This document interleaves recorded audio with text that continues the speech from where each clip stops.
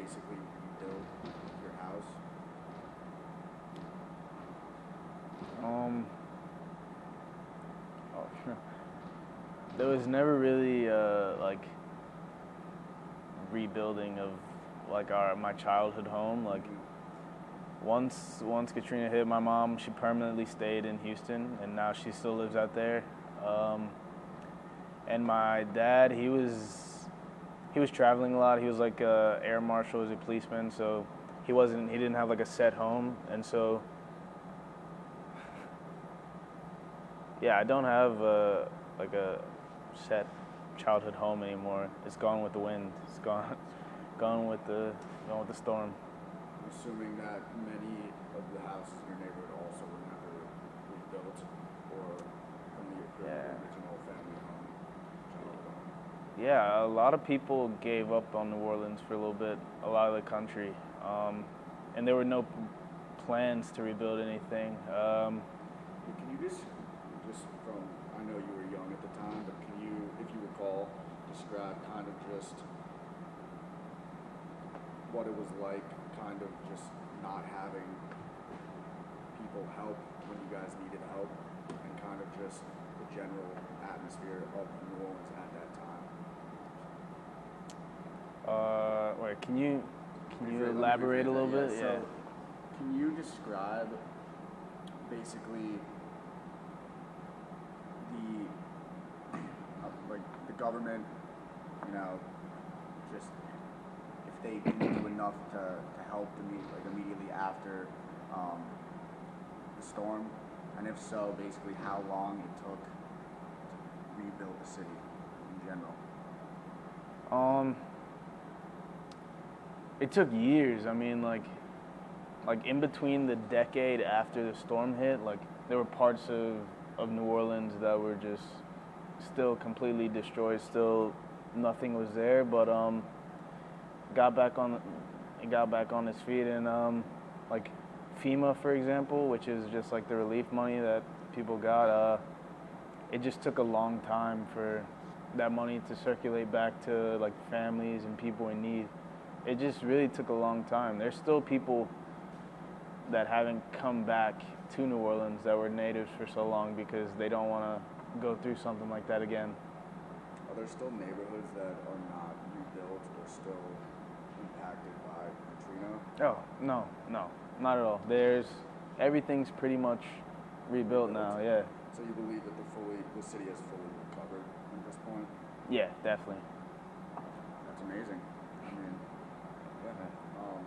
So can you also describe the resilience of the citizens of New Orleans that basically ensued in the aftermath of Katrina? Are there any examples that you can demonstrate?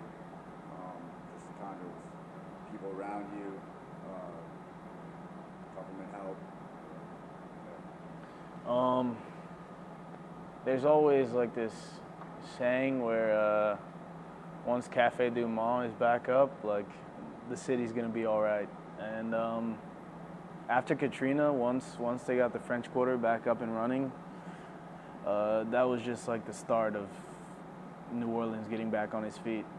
And I mean, just even knowing and seeing people from my childhood still around or like bumping into them in the grocery store I think is a good sign of this city's resilience. Like there's still some original people here. Right. So if I didn't interview you, how often do you think of Katrina and that time period in your life? Are you constantly reminded just by day to day, just being in the city?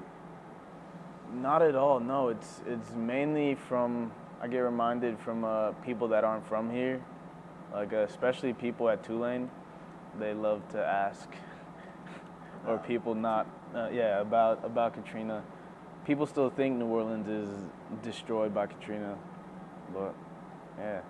From what you understood at the time, obviously tourism's a major part of the city.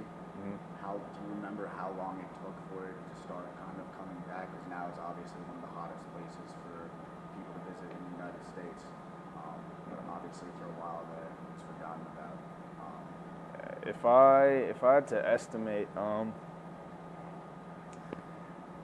New Orleans really wasn't livable fully for about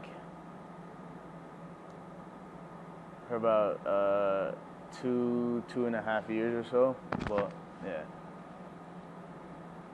And I'm gonna jump back a little bit. Okay. So, did you fully understand about the levy situation kind of when you were in second grade and left, and kind of understood that it was more of a man-made kind of error than a natural disaster? Or did it take time to kind of fully realize?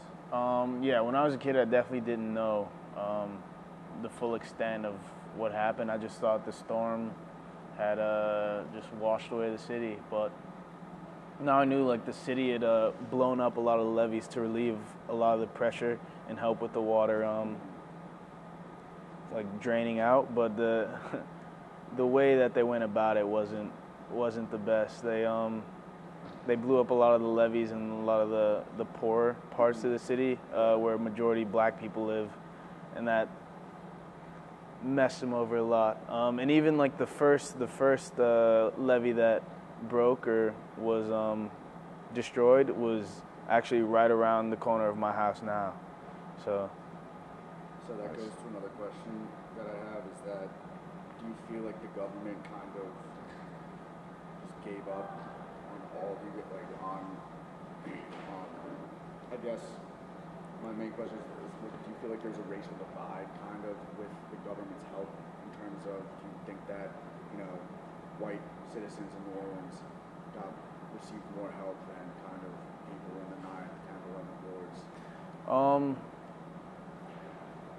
I can't really speak on like a racial divide, but I can definitely say the people that were in those neighborhoods who are statistically majority black did not receive as much help, and they still didn't. Like those neighborhoods in New Orleans now don't get the resources they need. Like New Orleans has so many problems that just can't be fixed in a day, and definitely the government just brushes over the people in need. So yeah, I wouldn't say it's like a I wouldn't say that it's a racial thing, but I wouldn't say it isn't. I understand. I definitely understand. So when you came back to New Orleans, did you feel like your family received the help that you guys needed, basically right away, or did it take a few years? Yeah, definitely not right away. No, we didn't. Yeah, like I said before, the money didn't come in very quickly for a lot of people even, and just yeah, we didn't get the help as fast as we should have. Can you also, if you know about it, discuss your dad's experience kind of staying in New Orleans and being kind of on the first line of rescue?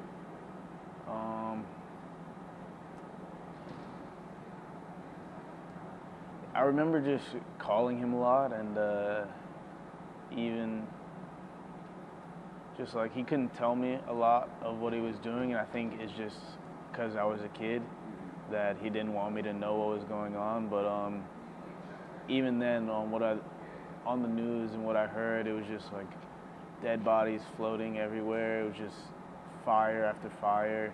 It just looked like hell, basically. There was no life. It was just all destruction. Wow. Yeah.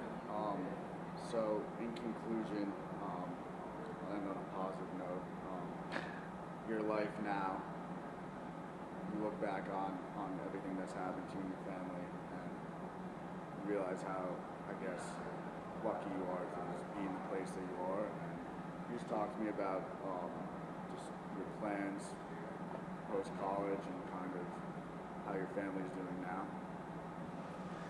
So my family's doing fantastic. We're really good. My plans after college, I want to join a architecture firm and work a little bit more. And ultimately, my plans will be to leave and then come back. And from everything I've learned, I just want to make the city a lot better than what it is. Like a lot of people kind of give up on New Orleans, and they kind of leave when they get the chance. But ultimately, I do want to leave. But I want to come back as well. Awesome. So that's going to conclude the interview. Yeah. Thank you very Awesome. much, Mr. Baudy. Thank you. Appreciate it.